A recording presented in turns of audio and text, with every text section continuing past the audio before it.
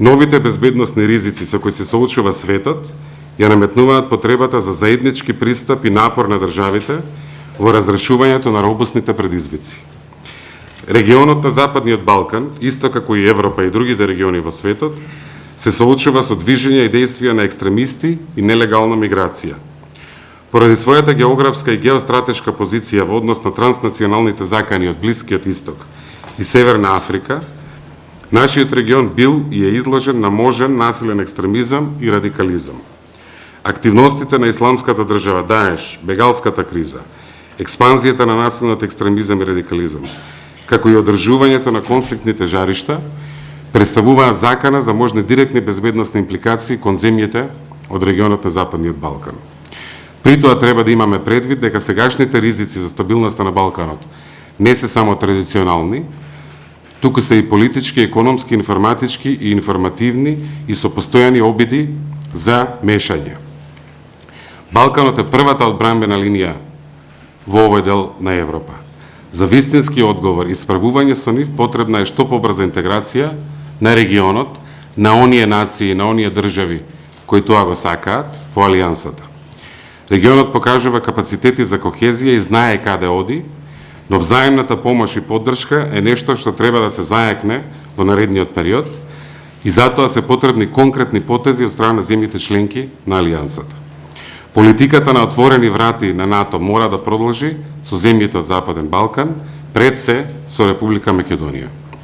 Тоа е вистинскиот пат за безбедноста зајакнување на регионот, подобрување на регионалната координација и соработка и зајакнување на јужното крило на НАТО. Алијансата не смее да дозволи било кој да прави пречки на еднината на Балканот како интегрален дел од трансатлантскиот свет. Обединувањата и стабилизацијата на европскиот континент ќе останат недовршени без интеграција на нашиот регион. Иднината на Република Македонија е во НАТО како 30-та членка на Алијансата. Членството во оваа голема организација која е столб на колективниот мир, спокојство, развој и просперитет нема алтернатива. Според последното истражување на ИРИ од мај 2017 година, 71% од граѓаните на Република Македонија го поддржуваат нашето зачленување во НАТО. Всушност, како мултиетничко општество, стратегиската определба за членство во НАТО е обединувачки и кохезивен фактор во Република Македонија. Мојот оптимизам дека тоа ќе се случи е заснован на нашата цврста одлучност, успешно да си ја завршиме работата дома, да ги имплементираме реформските процеси и највисоките демократски стандарди и целосно да си ја изградиме државата во модерна европска демократија, одговорен и активен чинител и партнер во меѓународните односи и фактор на стабилност во регионот и пошироко.